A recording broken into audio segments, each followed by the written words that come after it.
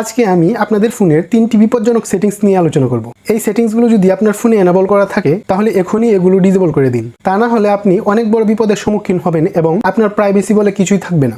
So সেই গুরুত্বপূর্ণ সেটিংসগুলো কি কি আসুন দেখে নিই। আমার পেজটিকে ফলো দিয়ে দিন, এমন অনেক সুন্দর ভিডিও আসবে যেগুলো আপনার কাজে দিবে। এর জন্য প্রথমেই আপনি আপনার ফোনের প্লে স্টোরে চলে যাবেন। প্লে স্টোরে ঢোকার পর উপরের ডান দিকের কর্নারে যে ছবি সংবলিত লোগোটি আছে সেখানে ক্লিক করবেন। ক্লিক করার পর ম্যানেজ ইউর গুগল অ্যাকাউন্ট এখানে ক্লিক করবেন। এখানে ক্লিক করার পর ডাটা অ্যান্ড প্রাইভেসি নামে একটি অপশন আছে, এখানে ক্লিক করবেন।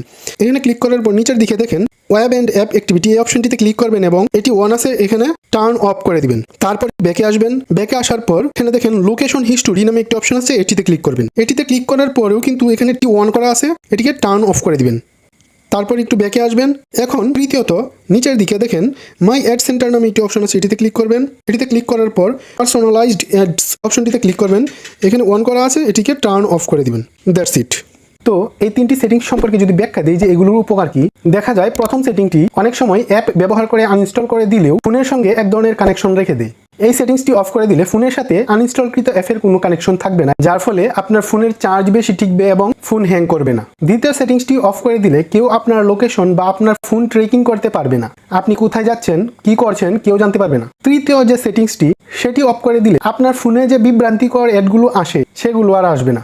That's it.